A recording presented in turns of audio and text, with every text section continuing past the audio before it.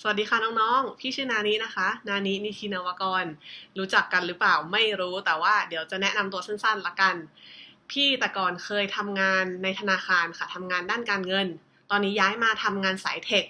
น้องๆอาจจะงงๆว่าเฮ้ยเทคคืออะไร อันนี้เดี๋ยวเราค่อยว่ากันในคลิปถัดไปเนาะ แต่ว่าวันนี้คลิปนี้จะเป็น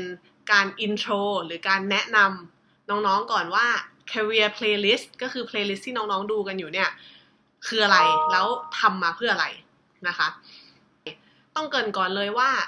พอได้ไปคุยกับน้องๆตามโรงเรียนไม่ว่าจังหวัดอะไรก็ตามนะคะจังหวัดยโสธรจังหวัดมหาสารคามอะไรอย่างนี้คุยกับน้องๆแล้วก็พยายามซาวเสียงเขาก่อนที่เขาจะวางแผนชีวิตหรือวางแผนอะไรก็แล้วแต่เราก็จะซาวเสียงเขาว่าเฮ้ยอาชีพในฝันของน้องๆคืออะไรก่อนเลย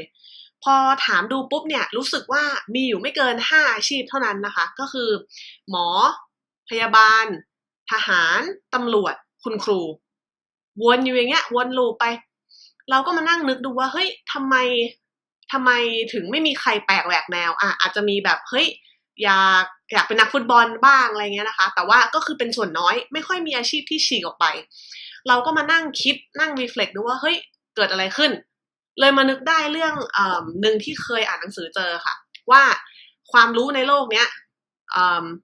มันแบ่งเป็น1 what you know ก็คือเรื่องที่เรารู้อยู่แล้วอย่างเช่นเรารู้ว่ามีอาชีพหมอเพราะว่าเราเคยป่วยแล้วพ่อแม่พาไปหาหมอที่โรงพยาบาลเราก็เลยรู้ว่าเฮ้ยโอเคโลกนี้มีหมออยู่นะ2คือ what you know you don't know คือสิ่งที่เรารู้ว่าเราไม่รู้นะก็คือเรารู้ว่ามีหมอแต่สิ่งที่เราไม่รู้ก็คือไม่รู้ว่าจะเป็นหมอต้องทำยังไงถ้าคนในครอบครัวเราหรือว่าเพื่อนๆเรารุ่นพี่เราไม่เคยมีใครได้เป็นหมอเนี่ยเราก็จะไม่รู้ว่าเฮ้ยแล้วทำยังไงถึงจะได้เป็นหมอวะถูกปะไม่มีคนมาแนะนำนะคะแต่อย่างน้อยเรายังรู้ว่าเราไม่รู้อะไรเนาะไอ้เรื่องที่เป็นปัญหาเนี่ยคือเรื่องที่3ก็คือสิ่งที่เราไม่รู้ด้วยซ้ำว่าเราไม่รู้ what you don't know that you don't know นะคะคือเราไม่เคยรู้ด้วยซ้ำว่ามีอาชีพประหลาดอย่างเช่นอาชีพอะไรดีล่ะนักขุดเจาะน้ำมันที่อยู่ดีๆก็ต้องขึ้นเรือนะแล้วก็ออกนอกทะเลไปไม่รู้ดิ2-3 เดือนมั้งเพราะเราก็ไม่รู้เหมือนกันเนาะแล้วเขาก็ต้องไปขุดเจาะน้ำมันกันนะคะอันนี้น้องๆที่แบบอาศัยอยู่และเซบนภูเขาแล้วก็ไม่เคยมีญาติไม่เคยดูหนังไม่เคยอะไรอย่างนี้ที่เกี่ยวกับเรื่องน้ำมันเรื่องทะเลก็อาจจะไม่รู้เลยด้วยซ้ำว่าเฮ้ยอาชีพนี้มันมีอยู่บนโลกเว้ยดังนั้นไอ้ก้อนความรู้เนี่ยที่เราไม่รู้ว่าเราไม่รู้เนี่ยเราจะแก้ปัญหาอะไรกับมันไม่ค่อยได้เพราะว่าเราไม่รู้ด้วยซ้ำว่าเราไม่รู้งงว่าวันนี้พี่นานี้กับเพื่อนๆที่ทำงานอาชีพต่างๆทั่วโลกเนี่ยพอดีก็มีเพื่อน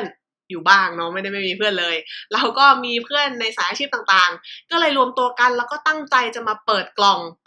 เปิดโลกให้น้องๆแง้มดูกันว่าไอ้ที่น้องๆอาจจะไม่เคยรู้ว่าตัวเองไม่รู้ด้วยซ้ำเนี่ย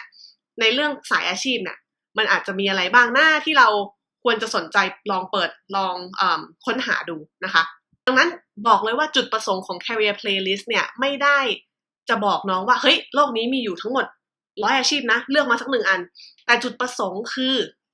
อยากให้รู้ไว้ว่าไม่ว่าเราจะโตแค่ไหนแม้กระทั่งมาเป็นพี่เองหรือแม้กระทั่งผู้ปกครองพี่ยังไงทุกคนก็จะมีอีกก้อนนี้อยู่ที่เป็นสิ่งที่เราไม่รู้ว่าไม่รู้ดังนั้นข้อคิดคืออย่าหยุดที่จะคอยมองหาความรู้ใหม่ๆพัฒนาตัวเองอยู่เสมอหลังจากเรียนจบไปแล้วก็ยังต้องพยายามเรียนรู้อยู่อย่าลืมตัวแล้วบอกว่าเฮ้ยรู้หมดแล้วหรืออะไรก็แล้วแต่นะคะไม่งั้นเราจะกลายเป็นไดโนเสาร์กันไปหมดแล้วจะขาดคนพัฒนาประเทศอันนั้นก็จะเป็นปัญหาระดับชาติโอเคพูดมามากพอแล้วนะคะก็หวังว่าน้องๆจะดูคลิปแล้วก็ได้ประโยชน์จาก Career Playlist นี้ไม่มากก็น้อยเนาะเดี๋ยวพี่เองก็จะพูดเรื่องอาชีพพี่คือ